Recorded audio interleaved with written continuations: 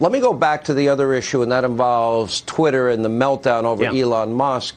You know, all of a sudden, liberals are now saying they're afraid that people with different political views on the left, that they might get canceled on Twitter. Voices might be silenced. And I'm like, well, where have you been the last number of years? Because conservatives have been living this nightmare for the entire time. And not one of these people one time ever stood up and said, what you're doing by banning Donald Trump, whether you like him or don't like him, is wrong, or shadow banning conservatives, or hiding the Hunter Biden laptop story is just simply wrong. Your thoughts? Look, that is exactly right. I think Elon Musk's buying Twitter is, without exaggeration, the most important development for free speech in decades. Big tech is an existential threat to free speech and free and fair elections in America.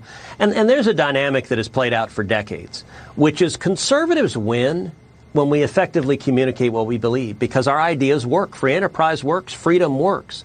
Liberals win when they effectively obfuscate what they believe, when they hide what they believe. And that means they want to censor. They want to silence voices. You know, some time ago, I had the CEO of YouTube sitting in my office, and she was saying, we were talking about Steven Crowder, who's the right-wing libertarian comedian. He's very funny. A lot of young people like him. YouTube demonetized him. And she was saying, well, you got to understand, a lot of people on the left wanted us to ban him entirely. We didn't do that. And I responded, I said, hold on a second. This is not tit for tat. We're not asking you to silence liberals. I don't want you to silence Bernie Sanders or AOC. I want people to hear them, because we win on free speech. If I want to hear conservative ideas, I follow Sean Hannity. And I'll tell you something really promising.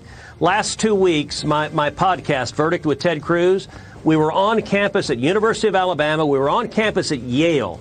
Had 500 to 600 students. A third of them were liberals. People want to hear truth and substance.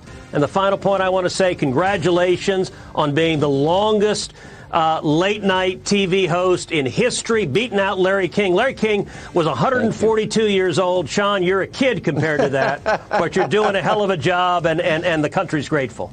As Rocky once said, I got a lot left in the basement. I'm not done yet, Senator. I got a lot in the basement. Anyway, thank you. You're very kind.